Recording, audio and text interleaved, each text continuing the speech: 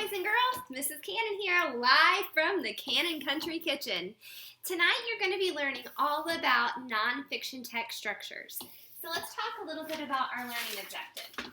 Today, you will be able to identify how an author organizes ideas in a nonfiction text.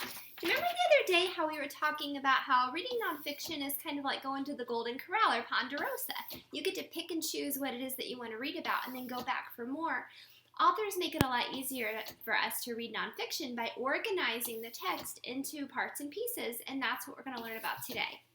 Nonfiction text structures. There's a whole bunch of them. We're going to look at one at a time so everyone can see this. The first one we're going to talk about is description.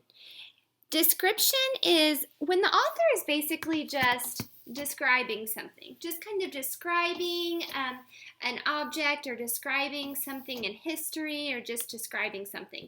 An example of this might be ice cream is a frozen, savory, sweet, delectable treat, and it comes in lots of different flavors like chocolate and vanilla. In that example, the author just told you a little bit about ice cream.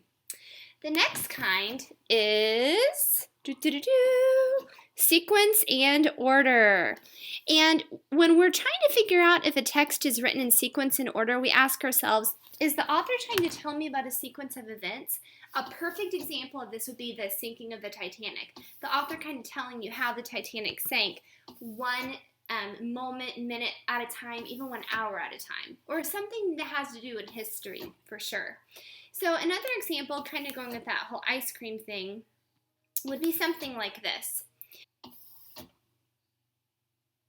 Want delicious ice cream? First, scoop it into a bowl. Then, top it with goodies like sprinkles. And finally, grab a spoon and enjoy. See how it gave me a list of steps that were happening chronologically? It might also talk about the history of ice cream. Did you know that in 1857, a man named Rocky Road discovered the first kind of ice cream? 5 years later, I'm just kidding, a man named Rocky Road did not invent the first kind of ice cream. All right, so the next one that we're going to be learning all about is our favorite, compare and contrast. We ask ourselves, is this text explaining how things are alike and how they're different? So kind of going along with the ice cream example again, you guessed it, we're going to compare and contrast different kinds of ice cream. So an example of this one might be, although both ice cream and vegetables are food, ice cream is less healthy and is eaten like a dessert. Veggies, however, are a side dish to a meal. Did you see how lots of different words like although and however were kind of used to describe what was going on there? That's comparing and contrasting. The next kind we're going to talk about is, see if we can get a good look at it, problem and solution. We're going to ask ourselves, is this telling me about a problem and how the problem is going to be solved? Perfect example, global warming. Polar bears on the ice caps, and the ice caps are melting, and so the polar bears don't have a place to live anymore because their habitat is being destroyed by the melting ice. Problem, global warming. Solution, lots and lots of solutions for global warming. So another example, just kind of going with the ice cream thing.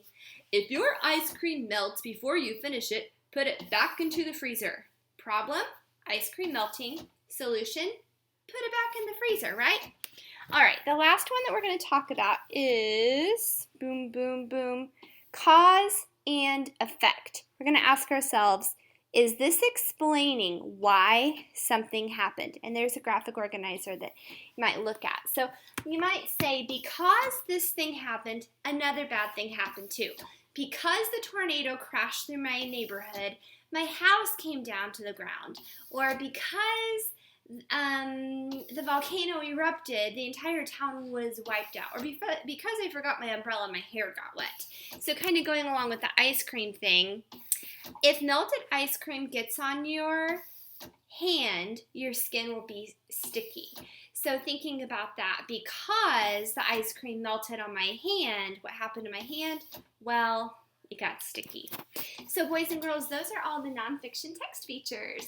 We have description, sequence and order, compare and contrast, problem and solution, and cause and effect.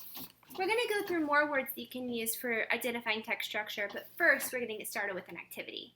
You're going to go to Blenspace and do the activity that Mrs. Cannon has assigned to you on Blenspace.